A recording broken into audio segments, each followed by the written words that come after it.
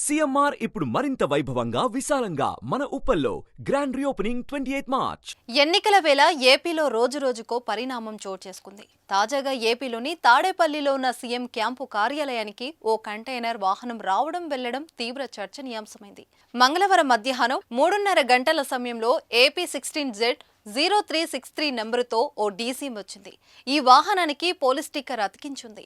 సాధారణంగా Z series RTC బస్సులకు P series police వాహనాలకు కేటాయిస్తారు. అయితే ఈ డీసీఎం లోపలికి వెళ్లడం కొద్దిసేపు తర్వాత బయటికి రావడంతో ప్రస్తుతం రాజకీయ దుమారం రేగింది. దీనిపై ప్రతిపక్ష నాయకులు తీవ్ర ఆరోపణలు చేయడంతో సీఎం క్యాంపు ఆఫీసులో ఏం జరుగుతుందోనన్న చర్చ జోరుగా సాగుతుంది.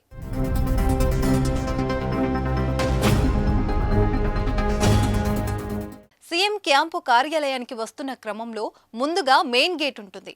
అక్కడ వెహికల్, అందులో ఉన్న వారి వివరాలను నమోదు చేసుకుని వాహనాన్ని లోపలికి అనుమతిస్తారు. అదే సమయంలో ఆ వాహనం వివరాలను ముందున్న చెక్పోస్ట్ సిబ్బందికి చెబుతారు. సాధారణంగా మెయిన్ గేట్ నుంచి డివైడర్కు ఎడమ వైపున ఈ వాహనాలు లోపలికి వెళ్తాయి. మధ్యలో రెండో చెక్పోస్ట్ దగ్గర ఆటోమేటిక్ స్కానర్ ఉంటుంది. ఇక్కడ కూడా భద్రతా సిబ్బంది వాహనం నెంబర్తో అందులో వచ్చిన వ్యక్తుల వివరాలను కన్ఫర్మ్ చేసుకుని అనుమతి ఉన్న వాహనాలనైతే ఆ స్కానర్ మీదుగా అధికారులు లోపలికి పంపుతారు. ఇది సాధారణంగా రోజు జరిగే పనే.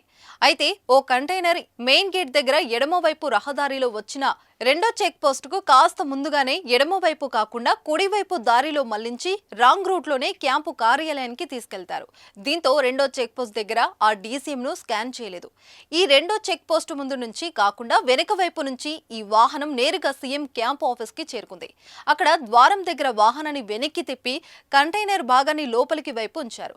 సుమారు గంట తర్వాత ఆ వాహనం వచ్చిన దారిలోనే వేగంగా బయటికి వెళ్లిపోయింది. ఈ కంటైనర్ ఎందుకు వచ్చింది? అన్ని వాహనాల ఎడమ వైపు నుంచి కాకుండా ఆపోజిట్ మార్గంలో ఎందుకు వెళ్ళింది? అలా వెళుతున్న వాహనాన్ని భద్రతా సిబ్బంది వాహనాన్ని ఎందుకు ఆపలేదు?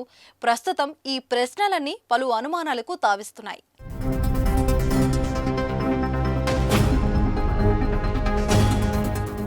సుమన్ టీవీలో మీ పర్సనల్ అండ్ బిజినెస్ ప్రమోషన్స్ కోసం కింది నెంబర్కి కాంటాక్ట్ చేయండి.